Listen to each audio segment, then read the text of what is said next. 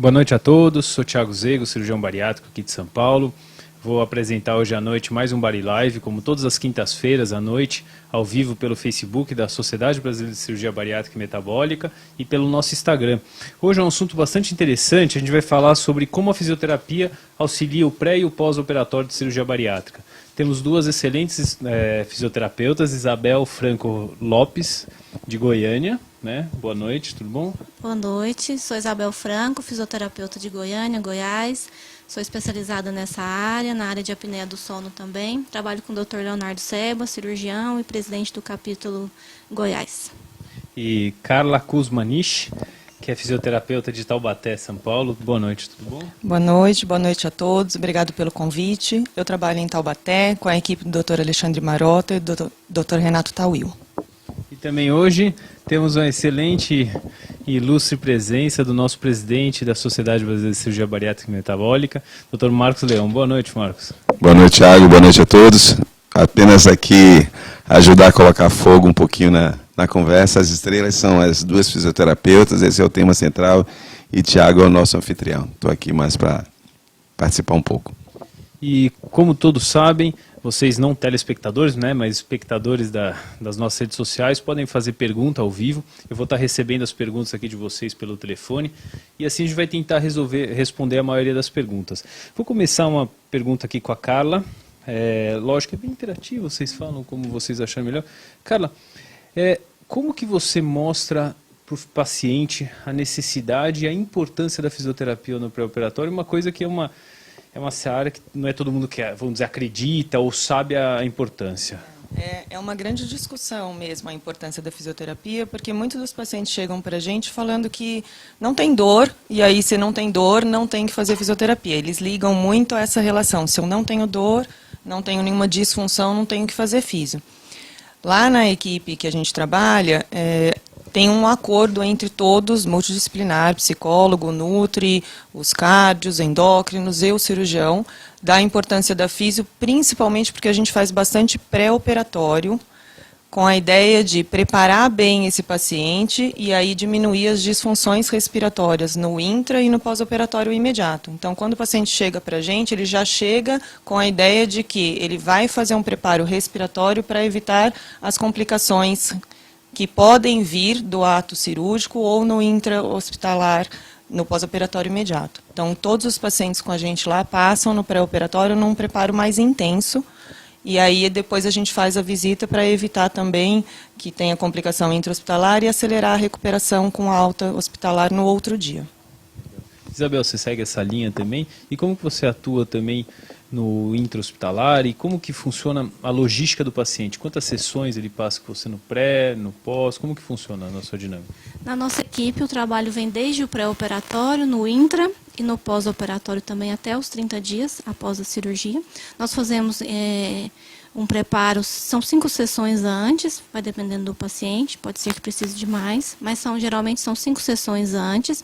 Esse paciente vem para um fortalecimento respiratório, para uma melhora da circulação, prevenção das complicações, até porque o tempo da cirurgia, ele é curto por ser uma cirurgia já bem moderna, videolaparoscópica, mas o paciente ele tem um preparo, ele prepara para anestesia, ele fica muito tempo deitado ali no centro cirúrgico, desde o preparo, a anestesia, a sala de recuperação.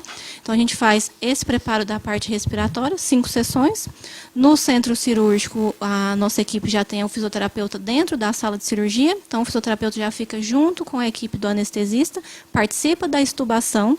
E nós usamos um aparelho chamado BiPAP, que ele é um ventilador, faz 2 níveis de pressão, um ventilador não invasivo, faz 2 níveis de pressão. Assim, nós conseguimos prevenir atelectasias, que é que o pulmão, a parte do pulmão, somente a base, fica mais murcha após a cirurgia como é injetado gás carbônico e essa compressão na base. Então, nós conseguimos já reverter essa atelectasia de imediato e melhorar também a questão da apneia pós-cirurgia pela medicação anestésica. Hoje, na equipe, o fisioterapeuta que já fica lá dentro, ele já tem essa conversa com o anestesista para usarmos menos opioides, que foi falado no Bari Live esses dias, para o paciente não ter uma depressão do sistema respiratório.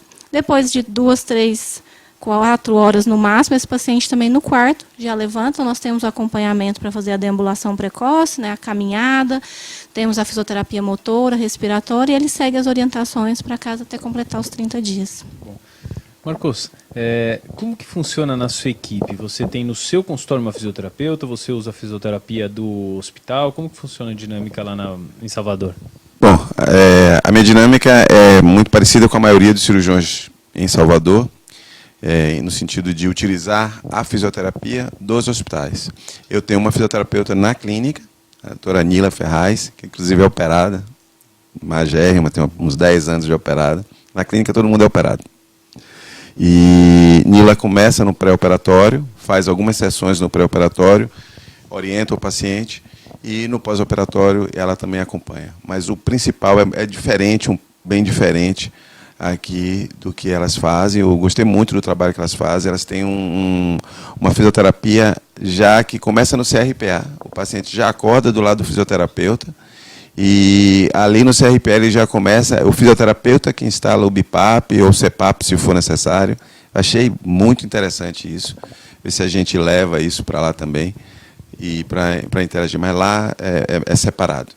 Carla, na parte ventilatória, eu sei que tem vários aparelhinhos, né, para ajudar no pré-operatório, exercícios ventilatórios.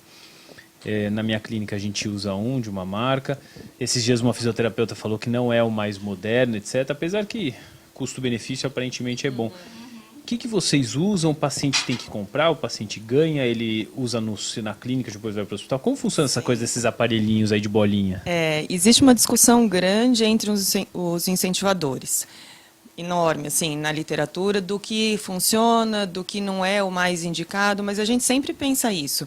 O aparelho das bolinhas, que é o que o paciente conhece, é algo palpável, é algo que o paciente consegue comprar, porque ele não é caro, e aí é individualizado, cada um tem o seu, a gente sempre sugere quando é de indicação para aquele paciente, e aí ele vai usar durante o treinamento pré-operatório, vai usar no hospital e ainda usa nos primeiros 15 dias, até 21 dias depois da cirurgia, porque a gente ainda pode ter alguma alteração diafragmática, principalmente, que vai levar às disfunções de atelectasia. Então, ele é um tratamento individualizado, num valor acessível para o paciente, e aí a gente não está focando força, não é essa a discussão. A discussão é o paciente entender qual é o exercício que a gente quer que ele faça, e aí o aparelhinho está ali do lado da cama, ele olha e ele faz. E aí a gente explica, faz com ele, orienta como tem que fazer, o que a gente quer que ele pense durante o exercício. Então, o aparelho ele vem só para incentivar e para orientar o paciente a fazer o exercício da maneira que a gente precisa que ele faça. Você também usa os aparelhinhos? Sim, essa discussão é antiga. Tem mais de um? É porque nós temos vários tipos de aparelhos. Nós temos aparelhos, são todos incentivadores. O Respiron, ele é de baixo custo, falei o nome, mas esse nome é popularmente, eu vou contar mesmo. Porque é uma marca, não temos conflitos de interesse. É porque a gente tem um tipo, ele é um incentivador respiratório a fluxo, e nós temos o alinear, que é ele ele não funciona com cargas em centímetro de água, que a gente vai mensurando essa força. E nós temos os incentivadores lineares, que aí nós temos outras marcas, que hoje é muito usado, inclusive, com atleta. Seria ótimo se a gente pudesse usar com todos os pacientes bariátricos. Mas o Respiron ele é aplicável pelo seu baixo custo e pelo seu benefício. E ele dá um feedback visual para o paciente, porque quando você esvazia o pulmão e você vai puxar, as bolinhas sobem. Ele também tem uma carga, mas não é mensurada por centímetros de água. Por que é essa briga? Porque nessa mensuração de centímetros por água, na nossa avaliação, a gente usa um aparelho chamado manovacuômetro, que é um aparelho que mede a força ins e expiratória, que a medida também é em centímetro de água. Então, se nós usássemos os aparelhos que são mensurados dessa forma, seria melhor. Mas é um aparelho que custa, às vezes, em torno de 200, 300 reais. Eu dou para o paciente o Respiron na minha clínica, lá na clínica do doutor que eu trabalho. Mas como que eu vou conseguir dar um aparelho de 300 reais para um paciente que, às vezes, faz fisioterapia 15, 30 dias antes, faz 15, 30 dias depois e não vai usar isso mais? Então, nós temos que pensar no custo. E é individualizado? É individualizado. Cada um tem que ter o seu. Eles levam para casa, Eles treinam em casa. E tem outros incentivadores também, doutor Marcos, que são a volume. Que a gente consegue mensurar o volume no pulmão. Que também a gente também tem nós também temos essa opção no BIPAP, lá no centro cirúrgico, até puxando um pouquinho, a gente na nossa equipe usa o BIPAP porque ele se torna superior ao CPAP, porque o CPAP trabalha um nível de pressão, é uma pressão contínua. O BIPAP são 2. E a gente consegue acessar no menu do aparelho, em tempo real, o volume corrente, que o BIPAP melhora a expansão, melhora o volume corrente. Vocês usam CPAP em todos os pacientes no pós-op? Nós indicamos para todos, mas por ter um custo particular, a gente deixa para pacientes preferencialmente que tenham apneias leve e principalmente para os de apneia moderada e grave. Os que não têm, a gente deixa como uma sugestão se tiver, às vezes, asma, alguma outra indicação clínica.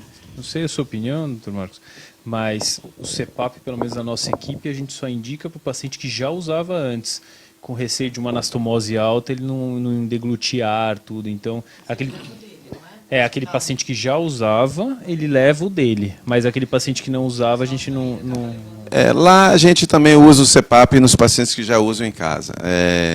Mas eu não tenho nenhuma preocupação com essa história do ar, com anastomose. Até porque nós temos máscaras hoje eu acho que isso é um mito. Mesmo que for a oronasal, é uma máscara que o paciente não vai ficar conversando, então não vai ter aerofagia. Outra coisa que a gente também já discutiu muito com cirurgiões é porque tinham medo de abrir fístula por pressão do aparelho. Essa então, coisa eu acho que é mito puro. Não tem como você ter pressão para chegar lá, invadir esôfago, descer até lá embaixo e forçar uma anastomose. Eu não tenho nenhuma preocupação com isso. Nós usamos naqueles pacientes que já têm uma apneia do sono mais severa e que já estão em casa. Agora, eu acho fantástico, porque seguramente nós temos muito mais pacientes com apneia do sono do que nós diagnosticamos. Nós não fazemos polissonografia em todos, só naqueles mais pesados, aqueles que têm uma maior probabilidade. E, embora seja uma coisa muito saudável, muito recomendada, a gente não faz esse CPAP no pré-operatório em todo mundo. Pela questão de custos, pela questão de operacionalização. No nosso país, o que mais Mas, dificulta é o custo. O CPAP, quando o paciente está no hospital, ou até o próprio BIPAP, ele pode usar o aparelho do hospital. Sim. Então, não tem custo para ele aquilo ali, né? A não ser No nosso lá não tem no hospital. Então, por isso que os pacientes ou têm que alugar, ou já tem os seus, tem pacientes que já até procuram a porque cirurgia. Os respiradores que tem nas UTIs, mas aí, no caso, o paciente porque teria tem como que ir pra UTI, isso, mas né? teria que ir para UTI. Teria E os ir da pra UTI também, às vezes, eles usam o próprio ventilador, tem como a gente adaptar o BIPAP, ventilador para fazer um BIPAP. Exatamente. Mas aí o paciente teria que ir para a UTI. Isso, que aí já inibe a debulação. Embora lá na UTI tenha uma imunização, o paciente anda mesmo que vá para a UTI. Mas é muito raro. O paciente não vai. A rotina é outra. Diferente. Carla, O paciente está no quarto. uma coisa que a gente vê com muita frequência é o paciente que começa no pós-operatório, nem sempre imediato, um pouco, às vezes até mais tardio, uma dor lombar, uma dor nas costas. Tem a questão da postura, da perda de eixo, do centro de gravidade. Do centro de gravidade, o andar do pré, o pós. Como que você trabalha isso com o paciente para tentar minimizar essas dores? A gente pensa na obesidade, todo fisioterapeuta até com o olhar global, né, como um todo. A gente está focando aqui a parte respiratória, até porque é muito do que a gente faz. Unido né? com o cirurgião. Né? E também é porque mantém mais tempo esse paciente no hospital. Por dor, ele vai medicado e vai para casa. A parte respiratória mantém esse paciente internado, e aí é o contrário do que a gente busca. Então, a gente está focando bastante essa parte respiratória.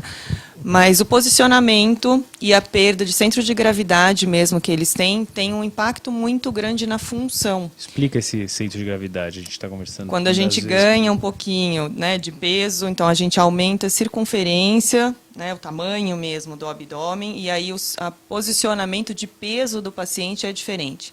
E isso sobrecarrega algumas articulações, a coluna como um todo. O joelho, que tem que suportar esse peso. Às vezes anda que nem grávida, né? Mais para trás. Base aberta, um desequilíbrio, isso.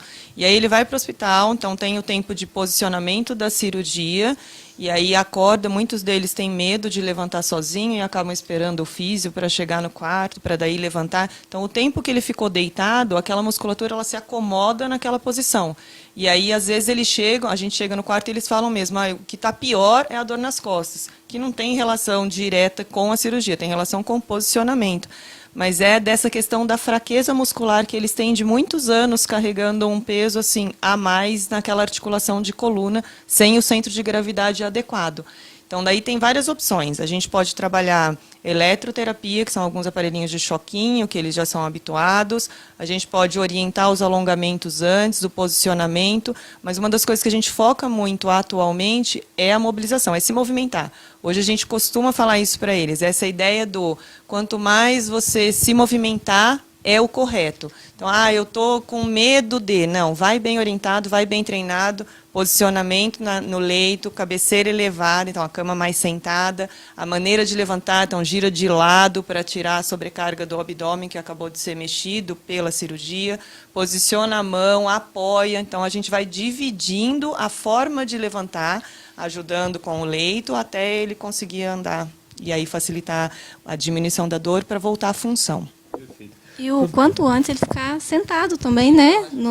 Lá no nosso hospital que a gente trabalha, a gente já deixa as poltronas, as cadeiras nos quartos para eles ficarem mais sentados, para Hoje a gente aliviar a fala lombar. isso, quanto antes você levantar da cama, mais rápido você vai embora para casa, melhor. Tem uma pergunta aqui de Ivana Teles, perguntou para a Carla, mas aproveitando para as duas, se a polissonografia é protocolo da equipe de vocês.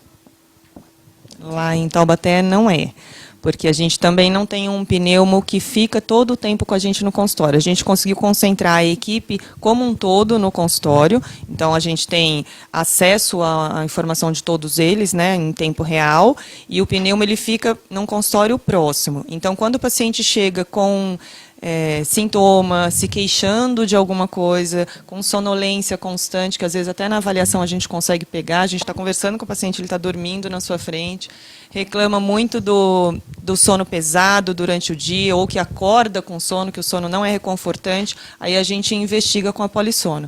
Do contrário, no geral, eles fazem espirometria. Na nossa equipe, geralmente o básico é o raio-x e a espirometria. A polissono fica a critério do pneumo da equipe, então temos... Todos passam no pneu? Não, assim, todos os pacientes passam no pneumo, mas não são todos que fazem a polissono. E a gente consegue, na avaliação fisioterapêutica, pela medida de circunferência de pescoço, então até 38, para mulheres que a literatura fala, está dentro do normal, se der acima já é um preditor de apneia. E para homens entre 41 e 43, passou desse nível, também já é um preditor para apneia. Então o fisioterapeuta já pode fazer isso no consultório, e nós temos questionários hoje, isso, Epworth, Stop Bang. Nós temos esses questionários que, às vezes, se passa, foi para o pneumo e não pediu uma polissono, ou a gente está preocupada, a oximetria de pulso no consultório está muito baixa, a gente consigo conversar lá com o doutor, e o doutor, às vezes, solicita uma polissono para a gente ficar mais tranquilo. Porque se está muito baixa a oxigenação no consultório, já não é suspeitar mais só da apneia. O que mais preocupa nós, da fisioterapia, é a hipoventilação do sono, que esse o paciente não sabe contar se tem. Porque o ronco é um sinal de alerta que tem apneia. A hipoventilação, ele silencia durante o sono e obstrui mais tempo, não é só a apneia que fecha.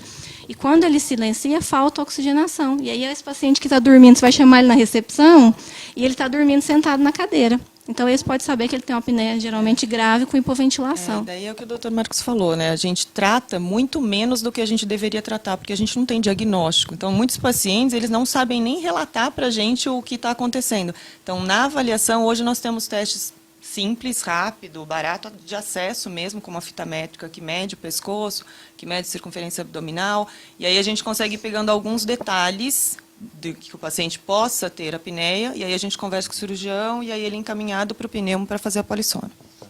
Enquanto uma coisa, na equipe de vocês, eu sei que não é o foco hoje, mas vocês têm preparadores físicos e vocês trabalham em sinergia, vocês trabalham junto com eles, porque o preparador físico, às vezes, passa batido, cada hora, né, uma área.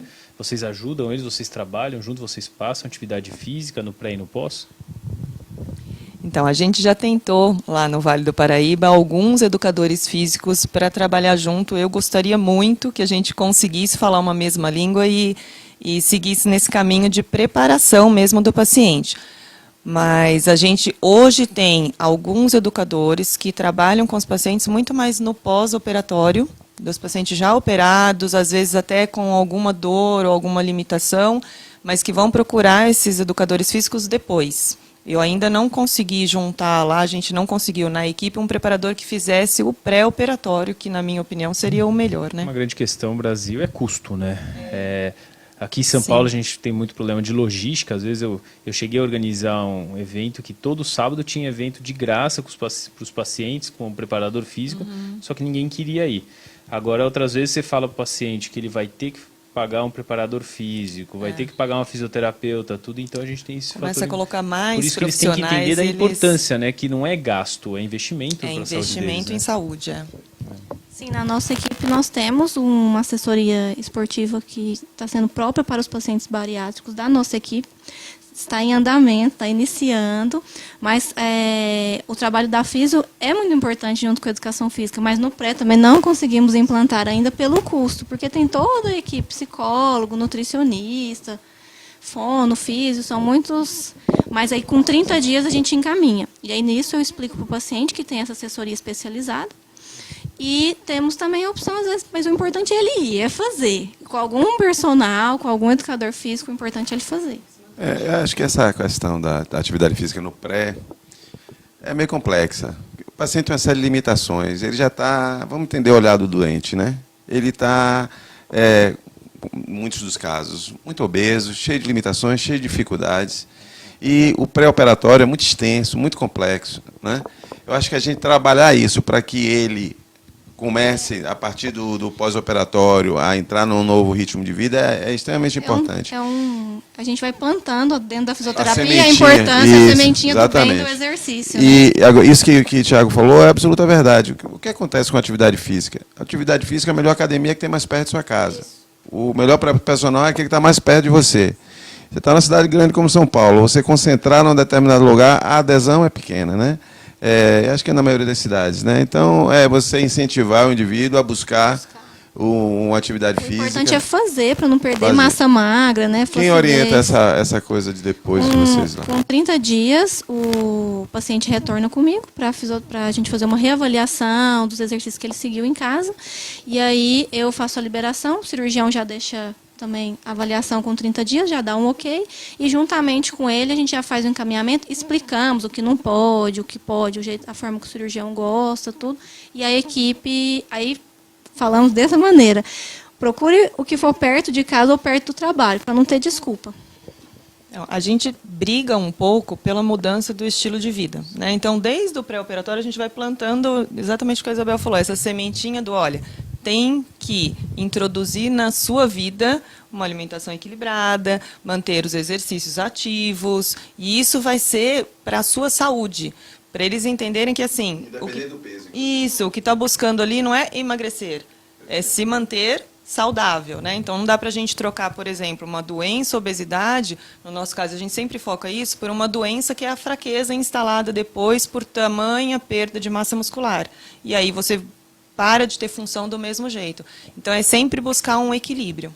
Já tive pacientes que com essa perda da massa magra tiveram problemas posturais importantes, né? Enfim, o que vocês acham, uma questão bem polêmica, sobre os coletes? Eu estou perguntando porque essa é uma pergunta que o paciente quer usar as cintas abdominais, a gente vê vendendo nesses canais de venda aí, que vende mágica, e isso muitas vezes traz maiores problemas, né, paciente? Explica na visão fisioterápica. Põe um elástico e aí anda reto e eles acham que está tudo bem. Na verdade, tudo que a gente posiciona e restringe o movimento vai ter perda funcional, porque vai ter fraqueza muscular. E aí a fraqueza muscular é o contrário do que a gente quer, porque músculo é o que sustenta esqueleto bem equilibrado. Se eu troco a forma da gordura, que está me dando uma estabilidade, mesmo que disfuncional, por uma fraqueza tamanha, que é a perda muscular, ele vai ter dor. E aí a articulação vai sofrer do mesmo jeito. Então não adianta eu limitar o movimento. Eu tenho que proporcionar o movimento de uma maneira equilibrada. O paciente tem que ter paciência, porque a cinta não vai modelar. É um efeito Cinderela. Quer ir numa festa, tudo bem, põe um vestido. Mas é melhor ele andar contraindo o abdômen, trabalhar a respiração e fazer o exercício. Como a nossa fisioterapeuta fala, é que a gente já tem a nossa cinta natural, Sim. né? Que é o core, né? Que são os músculos do abdômen, dos paravertebrais, tudo é isso que tem que fortalecer. Se coloca a E não cinta, você põe um você exoesqueleto impossibilita esse ali. movimento. Aí você limita e a longo prazo essa musculatura vai ficar fraca do mesmo jeito. Então, vocês como fisioterapeutas, voltando um pouco, vocês comentaram, vocês liberam atividade física ou prescrevem, vamos dizer assim, atividade física com quanto tempo no pós-operatório? 30 dias. Lá em Taubaté, eles voltam comigo com 15 dias, mais ou menos, entre 15 e 20 dias. E aí a gente faz a reavaliação, principalmente da parte respiratória, para ver se a gente voltou o diafragma com boa mobilidade, se os volumes estão bons. A gente orienta a parte funcional, né, de exercício, e aí vai liberando aos poucos, 30 dias, 45 dias, 60 dias. Alguns dos pacientes, neste momento, fogem, literalmente. Então, eles têm essa ideia do, eu operei, eu estou super bem, não tenho complicação respiratória, porque a gente bate bastante nessa tecla, então agora é vida que segue. E aí eles somem do exercício. Ou quer fazer crossfit com 30 dias de operar. Quer sair correndo, maratona. Nunca fiz uma maratona, agora eu vou fazer. E aí se lesa. Aí lesiona, porque é isso, perdeu a massa gorda, não tem a massa magra e vai ter lesão. Na verdade, eu acho que não é que ele perdeu a massa, ele não chega a perder essa massa magra toda que vai complicar a vida dele se ele correr. Não dá tempo disso. Não dá tempo disso. O que acontece é, ele não tem uma história de atividade física, ele não tem nem resistência muscular, nem resistência aeróbica. Então, se ele for com muita sede realmente ao pote, ele pode se machucar realmente, né? Mas eu digo assim, olha, eu acho que a gente não pode fazer ressalva demais para a atividade física. Eu tenho um cardiologista lá na minha cidade que eu nunca vi uma pessoa fazer tanta ressalva para a atividade física. E eu acho isso um absurdo.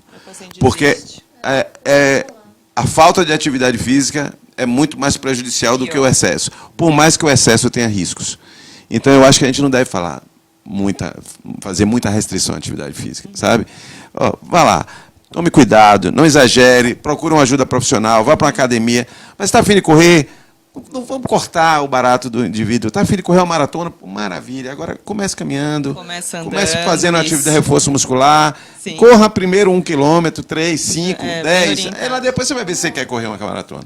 A gente costuma dizer assim, pense em alguma coisa que te dê prazer. Isso. Sempre. Porque que não seja comer. Porque alguma atividade que te dê prazer. Aí, no geral, eles falam assim, eu não gosto de nenhuma. Aí a gente fala, não, peraí. Agora você vai ter que aprender a gostar de alguma. Eu costumo dizer assim, pense em alguma coisa que você não detesta. Vamos começar por aí. E aí a gente vai achando um caminho. E aí, nesse processo de achar um caminho, a gente entra com as orientações junto com o educador físico. Aí é uma continuidade. Na que eu coloco lá dos 30 dias, para ele já não ficar pensando, não vou poder, eu já ponho um esqueminha de 30, 45, 60, 90, e a gente vai fazendo esse esquema. Você vai melhorando assim, no início tem restrição. Olha tanto que é pouca restrição, você tem muito mais coisa para fazer do que o que não pode fazer, e nós vamos estimulando. Outra coisa é querer pregar que o paciente faça exercício 6 vezes por semana. O mínimo é 2, 3, o cara não fazia nada antes, o que ele fizer já está bom. Tem que começar né? devagar. O que eu acho interessante do atendimento pré-cirúrgico, que é um jeito de vocês, como vocês falaram de sementinha, mostrar para o paciente que a fisioterapia, não, que é o que a maioria das pessoas acha, é só para quem teve uma lesão. Puta, o ortopedista mandou fazer fisioterapia, aquela coisa chata, sabe? A fisioterapia é importante por questão postural, ou RPG, ou um fortalecimento dirigido, uma melhora de uma lesão subcrônica, para o paciente conseguir ter uma vida normal muitas vezes, né? Sim. Como que vocês mostram para o paciente essa importância de quebrar esse tabu, esse preconceito à fisioterapia? Então, a gente começa um pouco com essa visão mais global que o físio tem, né? De olhar do que é importante. Então, o preparo respiratório para a cirurgia é importante, mas ele tem que levantar logo, ele tem que movimentar, tem que andar, tem que começar a pensar em atividade. Então, a gente vai pensar em quais impactos a obesidade trouxe para esse doente, e aí vamos de pouquinho em pouquinho dando as orientações. Eu também acredito que tem que ser devagar, porque se for com toda a sede ao pote, aí ele desiste, porque daí ele vai fazer a atividade toda numa semana, na outra ele morre de dor, e aí ele fala, não é para mim. E aí ele deixa de fazer, que não é o que a gente quer. O que você acha do Pilates? O Pilates é muito bom, trabalha a questão de musculatura, alongamento, flexibilidade, mas eu tenho formação em Pilates, mas eu ainda prefiro um pouquinho a musculação no pós-operatório. Mas o Pilates é muito produtivo para o paciente, até porque, só que a gente tem que quebrar um mito, porque todo mundo que tem uma lesãozinha, tem uma hérnia de disco, uma dor no joelho, o paciente acha que ele só pode fazer Pilates, e não é bem assim. Então, eu acho bem aplicável, mas também não é a solução de tudo. Todos os problemas, Como que vocês veem a musculação e como que vocês estimulam, porque eu acho bastante importante a musculação, o paciente e vocês conseguem tirar ele desse... Porque é outra coisa que ninguém gosta, né? Academia, não gosto de academia. E realmente, como o Marcos falou muito bem, a gente tem que ir devagarzinho fazendo ele gostar de alguma coisa. Mas na vida nem sempre a gente faz só o que a gente gosta, né? Tem coisas que são necessárias, né? E vocês mostram isso para ele já no pré-operatório? No pré-operatório. A gente já divide assim, ó, você vai precisar de algo que treine coração-pulmão, então, por exemplo, a caminhada, a corrida, a natação, a dança, mas você vai precisar de algo que te dê a estrutura, a sustentação do esqueleto. E aí tem que ser algo que trabalhe a força. A musculação é uma opção excelente, mas realmente é uma coisa assim, em série, e muitos deles vêm com aquela cultura de que eu não gosto de fazer musculação porque é chato. Então, daí entra um trabalho bem em conjunto, junto com o educador físico, da gente ir preparando o indivíduo para aquela atividade. Porque ele vai ter que fazer algo de cardiorrespiratório, que é a resistência, que é funcional, e algo de estrutura do corpo para sustentar esse esqueleto para evitar mais lesões. Eu gosto muito de falar para eles que na musculação também nós não precisamos ficar focados só no aparelho, dá para a gente fazer exercícios funcionais. Então, que a gente usa um recurso, um caixote, um TRX, um agachamento para isso, uma coisa simples que não, eles têm medo dos aparelhos, porque é chato. Vou pensar, é chato um pouco. Então, a gente mostra para eles que quando a gente fala musculação, não precisa ser só no ambiente. Ele pode malhar, treinar, né, com um personal, um professor, com um grupo, no parque, um exercício ao ar livre. Essa ideia da né? musculação eu acho que pega um pouco também pela estrutura do chegar na academia. E aí eles falam muito isso, né? Eu chego na academia, eu não sento, eu sento naquele banquinho, eu não caibo. Ou eu chego na academia e todo mundo olha para mim. Então tem um pouco dessa, assim, dia a dia deles mesmo, que às vezes a gente esquece. Então só chegar falando, vai para a academia, pronto, e exigir isso, não vai acontecer, tem que ir devagar. Tem uma pergunta. Deixa eu fazer um comentário aqui, porque tem uma internauta aqui, a Laís, que falou que discorda um pouco do comentário que eu falei que não devia fazer atividade física no pré-operatório. Absolutamente, não é isso. Acho que a atividade física tem que ser feita sempre. A gente, quando trabalha com medicina, com doentes, com pessoas, a gente às vezes estabelece prioridades. E a gente tem que ser realista e não trabalhar na utopia, naquela coisa que você fala para o doente, que ele sai dali e não dá menor para você. Então, você tem de escolher aquilo que você vai trabalhar e reforçar. Eu prefiro que esse indivíduo ele foque, já que ele está a vida inteira sem fazer atividade física, ou está há muito tempo sem fazer atividade física, não vai fazer tanta diferença ele começar agora. Eu não estou falando do trabalho fisioterápico, estou falando de atividade física. Não muda nada ele ir para a academia antes da cirurgia ou ir depois, ainda mais que ele vai ter de interromper durante o período pós-operatório. Então, igual, você está sem fazer atividade física esse tempo todo, tudo bem, foca na fisioterapia, faz sua cirurgia, se recupera, passado um mês. Às vezes, ele, muito antes disso, ele já pode fazer pequenas caminhadas, desde que ele esteja hidratando, porque eu acho que essa questão da hidratação é importantíssima. Muitas vezes eu não libero para fazer atividade física, mesmo grandes caminhadas, porque ele está ingerindo pouco líquido, ele está um pouco desidratado, e eu não quero desidratá-lo ainda mais. Então eu digo, espera um mês, com o mês já está ingerindo bastante, já está bem, aí você começa tudo. Talvez porque, como você falou, o pré-operatório já é tão desgastante, o psicólogo, o nutricionista, etc., a fisioterapia, que às vezes você colocar mais um fator dificultante, né? Cardiologista. Os exames todos que tem que fazer. Deixa eu fazer uma pergunta para vocês, assim, que é uma coisa que é muito colocada. Assim, eu queria ver a visão de vocês, a sua também, Thiago, você comenta também que você é atleta, além de cirurgião, tem a visão do atleta. As pessoas falam muito na questão da massa muscular, faz a bioimpedância, diz, olha, você perdeu um pouco de massa muscular, você tem que comer muito mais proteína. Quando, na verdade, a gente tem de dar um enfoque muito grande na atividade física e na musculação, que acho que é o que preserva mais massa muscular do que, talvez, até a própria ingesta de proteína. O que vocês acham disso? Estou errado? O mais importante é fazer o exercício físico. É lógico que um paciente que não está conseguindo se alimentar, ingerir a quantidade que a nutricionista acha que ele precisa, aí às vezes suplementa tudo, mas o mais importante para o ganho de massa é o exercício de fortalecimento. A gente briga muito, e eu acho que uma das coisas que a gente mais discute hoje em dia é que a gente consiga fazer esse trabalho multidisciplinar. Então, é equilibrar as coisas. Ele tem que fazer o fortalecimento? Tem, mas ele tem que estar se hidratando direito, se alimentando direito, porque senão não rende. E aí a gente barra... Fica fadigado e desiste. Aí a gente barra nesse ponto. Se o paciente vai e ele não consegue fazer, mesmo depois da cirurgia que ele está perdendo peso, ele desiste. E aí ele volta numa reunião mensal, por exemplo, e fala, não estou fazendo nada, porque eu vou, tenho dor, ou eu vou e não consigo. O que eu acho algumas coisas complicadas é assim, esse monte de meta possíveis de frustrações ao paciente. Eu vejo nutricionista falando, eu trabalho com nutricionista, adoro as nutricionistas, as fisioterapeutas, de modo geral, não é uma crítica, mas tem que comer 120 gramas de proteína por dia. Aí o paciente, mais um fator que ele se frustra, que ele não consegue, sei lá, 120 gramas ou X gramas. Então assim eu não vou ganhar massa. Então é mais um problema que ele chega triste para mim, não estou conseguindo comer tantas gramas. A biopedância que você comentou. Eu quase não uso a biopedância. Eu uso às vezes quando o paciente já está num peso relativamente bom, né? Porque essa questão de meta de peso é muito complicada. Mas ele está muito insatisfeito que ele manteve um peso um pouco estável e está fazendo atividade física. Então eu mostro que chega uma hora que a perda de peso não é o mais importante para ele. E também aí vai mais uma coisa, né? Tomar cuidado com essas biopedâncias, né? Que as grandes marcas entregam umas folhas com umas interpretações cheio de cor, cheio de gráfico, e aí o paciente muitas vezes está fora do gráfico. Se a gente fizer biopedância da gente, a maioria das pessoas vão estar fora dos gráficos.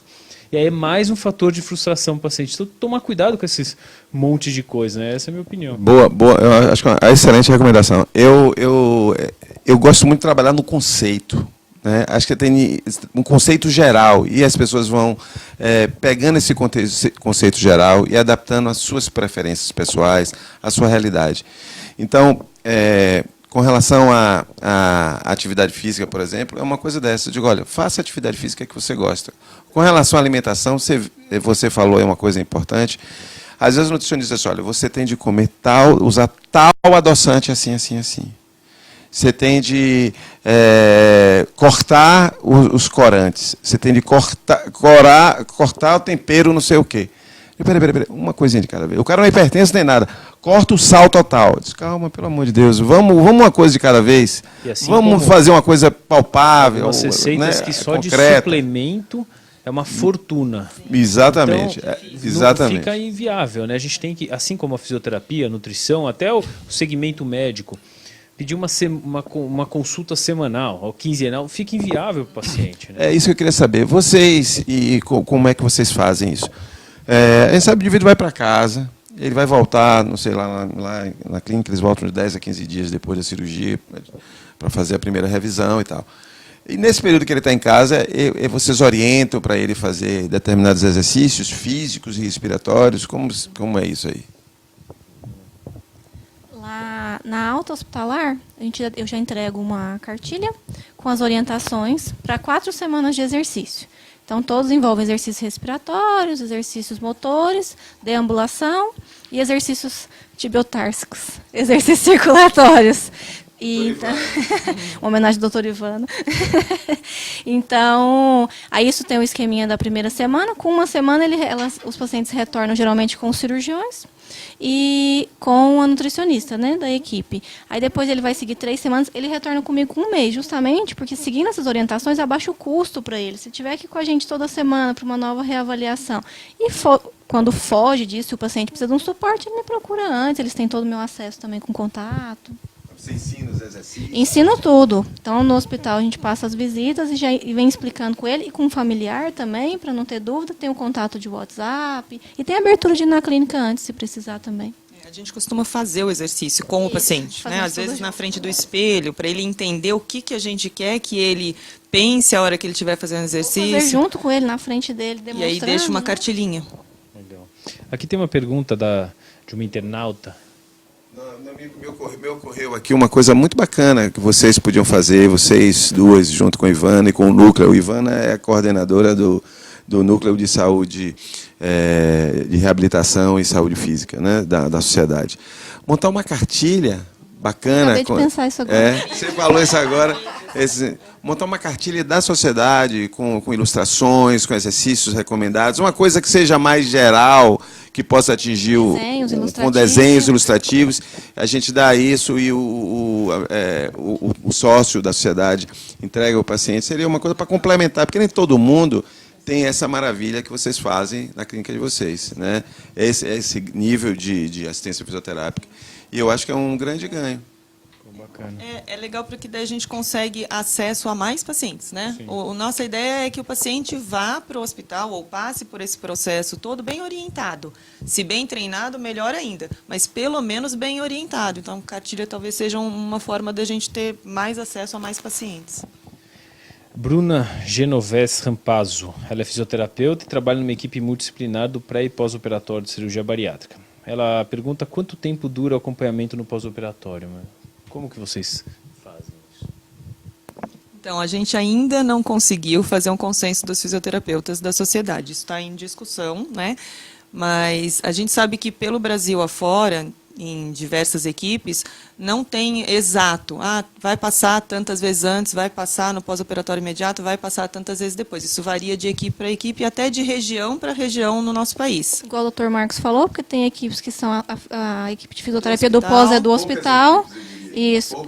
Poucas equipes. Pouquíssimas equipes funcionam têm igual, fisioterapeuta isso, dentro do que se consultório. deslocam, né? Poucas equipes têm.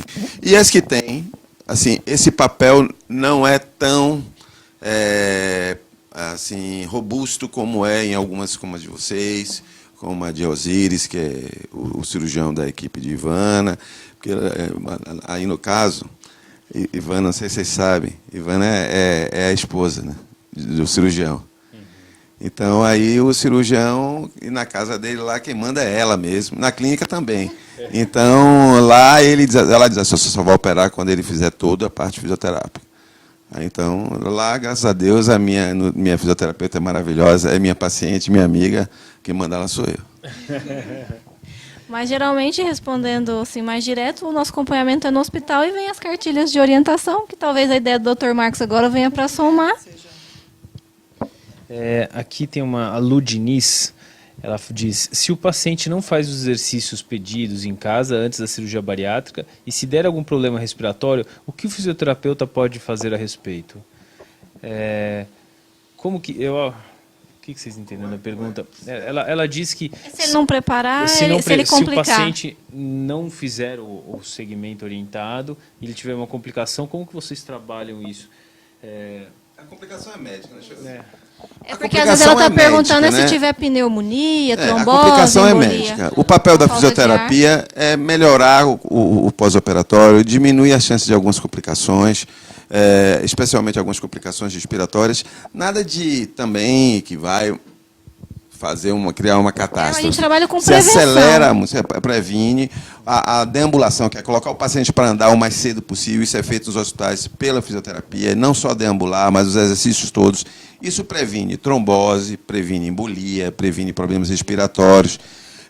O incentivo à atividade física evita problemas osteoarticulares, etc. Tem uma série de benefícios. Se o paciente tem alguma complicação, em geral, potencializado por diversos fatores, e a falta da fisioterapia pode contribuir também para isso, mas não é também um fator assim absolutamente determinante, esse paciente vai ser visto pela equipe médica e acompanhado e tratado pela equipe médica. Ele não fica em casa tratando com a fisioterapia. Embora tem situações, eu já tive pacientes de pós-operatório, talvez até que não tivesse feito uma fisioterapia tão vigorosa, que a telectasia é importante, muita dor torácica e queixa. Eu digo, olha, esse paciente, o problema aqui é a telectasia, o tratamento aqui é fisioterapia. E já tive problemas com isso, brigas, inclusive, com fisioterapeutas, inclusive, que dizem assim, minha querida, aqui é trabalho para você fazer. Pode fazer aqui, que é trabalho de fisioterapia. Fazer os exames, a telectasia é importante. É um papel importantíssimo de vocês. Uma sugestão que eu até deixo para ela, eu estou trabalhando dessa seguinte maneira.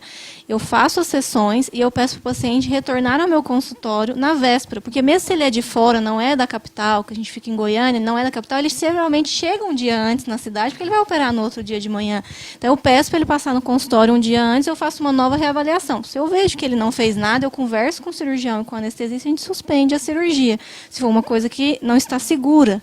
Então, eu acho que é isso que hoje a gente fala tanto em cirurgia bariátrica e metabólica segura, é o papel da equipe junto. Não fazer assim, terminou um mês antes, às vezes tem convênio que vai marcar para 2 meses depois, e você não vê o paciente mais. O problema, a gente também não pode ser omisso como fisioterapeuta. Mas eu acho importante também o paciente entender da responsabilidade dele com o paciente. A cirurgia bariátrica é uma cirurgia que eu sempre falo que o paciente ele é ativo no processo, né? Então, assim como a gente, como médico, a gente passa orientação, você vai ter que tomar vitamina, você vai ter que fazer isso, a gente espera que ele faça em casa, né?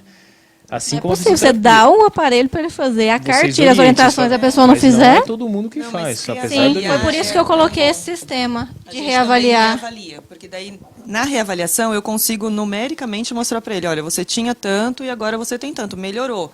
O melhorar é o que previne as complicações. E aí quando eu não tenho esse ganho ou quando eu tenho perda, eu ainda não tive, mas mesmo o paciente que não faz tanta físio certinho, a gente também conversa com o cirurgião e aí a gente adia para mais uma semana. Tem um exemplo que aconteceu com um paciente nosso nos exames pré-operatórios. Ele descobriu uma artéria do coração anômala, teve que operar o coração antes da cirurgia, claro. E ele vinha sendo muito caxias com a fisioterapia. Ele diz, num dos relatos deles, que quando após a cirurgia cardíaca ele foi para o UTI, teve alta da UTI super precoce, e ele falou, foi porque eu fiz os exercícios muito bem. Respiratórios. Acredito que melhorou. Ó. Vocês têm trabalhos, a parte de fisioterapia tem trabalhos que provam que esse trabalho pré-operatório melhora ou pós? Tem. Hoje a gente tem uma literatura até grande, não é difícil de achar. Não, se colocar no Google, vai achar fisioterapia pré-operatório, fisioterapia no pós-operatório, fisioterapia, cirurgia bariátrica, Os vários. abdominais. Abdominal alta, também vários. E tem trabalhos mostrando o seguinte, em porcentagem mesmo. O maior índice de complicação que a gente tem das cirurgias abdominais altas, que a bariátrica também são as complicações respiratórias. Então, prevenir é sempre a melhor opção. E aí, como prevenir? A gente tem várias opções. Tem trabalhos colocando um contra o outro. Então, usa o CPAP, faz fisioterapia respiratória e usa o CPAP. E, na verdade, todos os trabalhos mostram que o desfecho ele é positivo desde que o paciente se comprometa a fazer a fisioterapia no pré-operatório. Me conta uma coisa, na questão, eu queria que vocês explicassem de uma maneira bem simples o que é a atelectasia, né, que para a gente parece óbvio, e também a questão das tromboses, que é um dos grandes medos do paciente. Eu sei que isso é muito mais de responsabilidade, muitas vezes, do cirurgião, usar o Clexane, etc. Vocês orientam para o paciente a meia elástica, o compressor pneumático? Como que funciona essas duas questões para vocês? Na nossa equipe, os pacientes usam a meia. Então, vamos começar Por primeiro da quanto atelectasia, né? Explica brevemente, de forma simples para o paciente. A atelectasia, a grosso modo, é quando o pulmão murcha. Em alguma região. Uma parte do pulmão murcha. Geralmente, o obeso, a gente brinca que ele já tem a base um pouquinho mais murcha pela compressão de gordura abdominal. Então, a fisioterapia vem para abrir. Se esse paciente não está preparado antes, é por isso que, às vezes, pode ter uma coisa, que foi a questão de falar, às vezes não foi tão assíduo na físio. Mas a atelectasia nada mais é do que isso. É murchar uma região. E o obeso já tem a circulação lenta, que aí vem a questão da trombose. Muitos já são sedentários, a maioria deles, então a circulação já é mais lenta, tem mais chance de formar esse coágulo. E as meias na nossa equipe, isso também é uma outra discussão que a gente está tentando entrar em consenso na sociedade, lá o grupo de fisioterapeutas. Vou dar o exemplo da minha equipe, os pacientes já entram para o centro cirúrgico com a meia e usam até a retirada dos pontos por uma semana. 3/4 ou 7/8? 3/4. E uso o compressor pneumático também.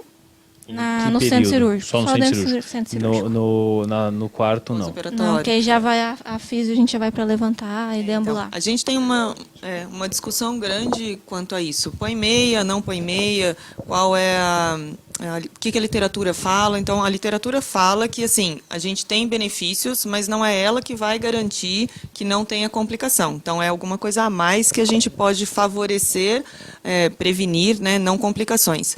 Mas hoje o que a gente sabe é quanto antes o paciente andar, melhor. Lá em Taubaté a gente também usa a meia, ele sai do centro cirúrgico com a meia e sai com a bota também, e aí é a gente que tira no outro dia. Então ele passa a noite com a bota. É importante as pessoas saberem, essa coisa da trombose e da embolia é um medo enorme que todo cirurgião bariátrico tem. Mas não porque é a cirurgia bariátrica. Esse é um problema de todas as cirurgias. Mas o cirurgião bariátrico é muito mais preocupado do que isso, do que qualquer outro cirurgião que eu conheço. Não conheço nenhum outro que estimula o paciente a usar meia elástica, que estimula o paciente, exige que faça sistema de compressão pneumática no centro cirúrgico, que faça a heparinização com o Clexane, e que muitos, né, nós fazemos assim, estendemos, inclusive, no pós-operatório por vários dias. A gente não vê essa preocupação na grande maioria dos cirurgiões das outras áreas, não é verdade? E isso, apesar de o grande obeso ter uma chance maior de ter esses problemas, é muito raro a gente ver isso. É muito raro a gente ter embolias, é muito raro a gente ter tromboses importantes, com toda a predisposição que eles têm. Né? Acho que talvez pela cirurgia também que a gente faz, cada dia mais segura, cada dia mais rápida, cada dia com uma deambulação. A deambulação é andar, viu, gente? Desculpe. Cada dia colocar o paciente para sair da cama e levantar. Eu boto, sabe o que é que eu faço lá? Lá no meu hospital, é proibido levar o papagaio, a comadre, a paradeira, não sei o que, para fazer xixi no chão. Tem de levantar. Tem de levantar. E ainda boto hidratação abundante, que é para levantar toda hora. Mesmo. Então ele levanta de qualquer forma. Pessoal, a gente tem 3 perguntas aqui dos nossos internautas, mas só temos 7 minutos. A Mari Físio, ela perguntou como vocês trabalham assoalho pélvico. Vocês trabalham isso no paciente de obesidade? Como que funciona? E qual a importância? É muito amplo, mas de forma resumida. Então, o obeso tem o impacto da musculatura como um todo, né? E aí a sobrecarga do abdômen também faz disfunção de assoalho pélvico, sim. Algumas delas chegam com queixa de incontinência, mais as mulheres até do que os homens, aí também tem relação com gestações e tal. Então, é uma área da fisioterapia que faz isso. O que a gente faz no pré-operatório é orientar, e aí encaminhar para um fisioterapeuta que seja especializado nessa área. E aí já ir introduzindo a ideia de que existe o tratamento, que é o fortalecimento dessa musculatura, e que depois, perdendo o peso, deve melhorar, mas que tem que ser tratado, sim, com fisioterapeuta especializado. A gente encaminha no pós. Eu não trabalho com essa área, a gente encaminha. Na sociedade, acho que só tem a Fabiana hoje, que é especializada. Vocês falaram já um pouco, mas a Rafaela Budin, acho que é assim que se fala, ela perguntou o que vocês avaliam no pré-operatório do paciente de obesidade. Então, também não é consenso. Cada equipe acaba avaliando algumas coisas, que é outra coisa que a gente vem discutindo a cada encontro, a cada congresso.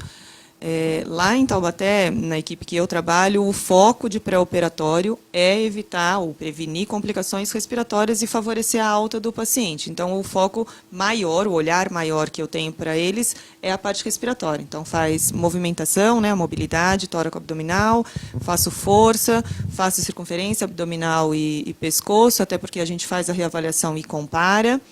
E a Nutri faz a bioimpedância antes e depois de algum tempo do pós-operatório.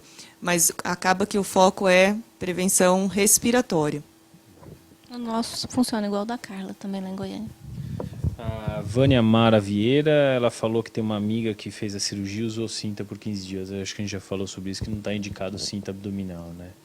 Ainda tem equipes que usam, mas acho que a maioria já caiu em desuso mesmo. O pessoal usa mais para cirurgias de corte, para proteger o corte, como hoje a gente trabalha mais minimamente invasivo, então... Eu queria até acrescentar uma coisa, doutor Marcos. Não vou resistir, dá tempo. Para falar assim, gente, quebrem esse mito, porque às vezes o pessoal chega para a gente no consultório e fala assim, essa cirurgia bariátrica deve ser muito perigosa, porque vem uma lista de tanta equipe, mas não, os cirurgiões bariátricos, eles são os mais preocupados em prevenir complicações, talvez por isso que a gente tenha tão poucas complicações. Então não tenham medo, eu posso estar aqui hoje, levantar daqui um pouco e ter uma trombose. E às vezes o paciente que acabou que está com o check-up inteiro na mesa cirúrgica, ele está mais seguro do que nós.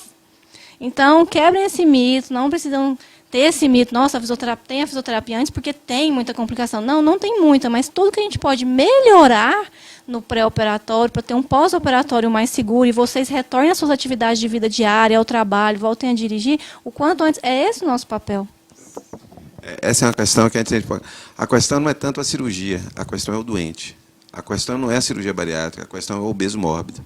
Então, a gente, às vezes, foca as atenções todas e até os problemas no procedimento, quando, na verdade, a questão é muito maior, é a doença. E, apesar da doença, apesar de todas essas circunstâncias, a cirurgia bariátrica hoje é muito segura. A cirurgia bariátrica é tão segura quanto uma cirurgia de vesícula, uma cirurgia de útero, às vezes mais segura até. do que uma esterectomia ou uma apendicectomia, em termos de complicações fatais. E o que é importante o paciente falar, saber, o que a gente sempre comenta aqui, que o paciente é portador de uma doença. A gente está tentando vender essa marca, né? O paciente é portador de diabetes, é portador de hipertensão, é portador de obesidade. Porque se ele não se entende como um doente, muitas vezes ele não respeita todo esse tratamento. E muitas vezes o familiar também, né? Ah, mas ele está bem, é gordinho. Não existe obeso saudável, né? Isso é uma doença que vai trazer. A obesidade já é a doença uma de doença. base, né? Mas as pessoas têm que entender dessa forma, não é verdade? E tem que entender que vai ter que tratar para sempre, né? É multifatorial, é crônica, é inflamatória. Então, precisa mesmo desse cuidado a mais para a gente prevenir tantas complicações e para que a gente consiga trocar uma doença crônica por saúde, qualidade de vida e função, que é o que a gente sempre vai E focar. tratar para sempre, né? Ninguém acha ruim o paciente que é hipertenso tomar remédio a vida inteira. O paciente que é diabético tomar... O paciente que é obeso, eventualmente, vai ter que tomar os medicamentos que ele já tomou para emagrecer no futuro, porque existe, né? Mas aqui a doutora Ludiniz, que já mandou para a gente, o que vocês orientam o paciente fumante no pré-operatório? Boa pergunta. Então, a cessação do tabagismo é sempre a melhor opção. Sempre. Com quanto tempo vocês sugerem? Isso a gente vai bater na tecla de quanto antes ele parar, melhor. 30 dias. A literatura prega 60, mas a gente não consegue isso na prática. 30 dias. 30 dias você já consegue melhorar bastante. Quanto isso, antes, melhor. Mas na Sim. E se ele não conseguir, pelo menos reduzir. Não, lá a gente insiste muito, e não é só a questão respiratória. Você tem a questão respiratória, você tem a questão da anastomose, tem a questão circulatória. Então, é fundamental que se interrompa o tabagismo por 30 dias. O que eu ouvi dizer, né, de um colega pneumologista, que se é melhor ou para com 30 dias ou mais, ou não para, porque parar uma semana antes ele fica mais secretório, né? É o pico da tosse. Como que funciona, o que vocês percebem na prática? Momento de secreção mesmo. Aí ele vai ter, se ele para abrupto, ele vai tossir no pós-operatório. Então ele vai estar com um pico secretivo. Ainda tem intubação, tem anestesia, diminuição da proteção mesmo, da eliminação, da secreção. Então, daí, às vezes, vai complicar mais até do que ajudar a gente. Às vezes a gente pede para reduzir, porque se ele não consegue parar, vai reduzindo, se o pneumo liberar, é claro, né? Sempre junto, em equipe. O paciente tabagista tem uma visão diferente de vocês? Algum trabalho diferente? Tem muitos trabalhos em relação ao cigarro, com essa relação de proteção de higiene brônquica. Então, a gente entende o seguinte, o tubo vai entrar, e é assim que a gente explica para o paciente, e o corpo vai tentar combater isso, mas lembra que tem anestesia, que tem a lentidão da recuperação, então a gente treina a efetividade da tosse. E aí isso é bastante importante porque os pacientes acham, uma visão mais antiga, de que se eles vão tossir, vai estourar os pontos da cirurgia, então eles não podem tossir. Então a gente treina a tosse antes e a gente treina a maneira de tossir, faz com eles mesmo, a maneira de tossir no acordar. Então na extubação e depois a hora que a gente chegar no quarto. E temos outros incentivadores também, que são incentivadores respiratórios, que estimulam a tosse, a higiene brônquica, que a gente pode utilizar Muito também. bom. Pessoal, chegamos ao fim de mais um Bari Live. Queria agradecer a Isabel Franco Lopes, de Goiânia, Carla Kuzmanich, de Taubaté, nosso querido presidente, Dr. Marcos Leão, todo mundo. E não esqueçam que quinta-feira que vem, mesmo horário, mesmo às 20 horas no Facebook, estaremos aqui ainda nutrição. Semana que vem? Não. A gente ainda não sabe. Semana que vem já temos. Semana que vem eu vou estar moderando aqui com o Dr. Ricardo Cohen e a Tharissa Petri. Vamos estar falando dos nossos pilares da nossa campanha, que é em relação à cirurgia do diabetes, cirurgia metabólica. Vai ser um programa bem interessante. O Ricardo é um dos cirurgiões que mais hoje estão em evidência, que publica muito e entende muito de cirurgia metabólica. A Tharissa é endocrinologista. E a gente vai estar aqui falando dessa grande ferramenta que é a cirurgia para o tratamento de diabetes tipo 2 e que a sociedade vem se dedicando muito a difundir e trazer o conhecimento para a população. Tiago, parabéns. Obrigado. Sua moderação sempre maravilhosa. Meninas, se vocês quiserem falar alguma coisa, agradecer a presença de vocês aqui, foi excelente. Então, eu queria agradecer a oportunidade, o espaço para a gente mostrar o trabalho que a gente está tentando fazer em relação a todas as equipes e Brasil afora, porque hoje a gente tem mesmo alguns dados já bem evidentes da importância de prevenir as complicações e também a relação que a gente tem com o paciente no pré-operatório, como ele realmente se acomoda nessa posição de que ele tem que fazer a parte dele. Então, é muito diferente quando a gente chega para tratar um paciente que a gente já conheceu no pré-operatório ou um paciente que a gente está vendo pela primeira vez. Parte desse processo todo é função do paciente. A nossa função é ajudá-lo a entender tudo isso e buscar a saúde. Eu também gostaria de agradecer, foi ótimo. E gostaria de acrescentar, concordo plenamente com a Carla, acrescentar que os pacientes procurem sempre membros profissionais da Sociedade Brasileira de Cirurgia Bariátrica, as equipes, nutricionista, psicólogo, físio, fonoaudiólogo, sempre da equipe, porque assim ele vai estar mais seguro pelo trabalho que já vem sendo desenvolvido há muitos anos pela sociedade. E muito obrigada. Muito obrigado. Até semana que vem e estejam aqui semana que vem, que vai ser muito interessante. Obrigado.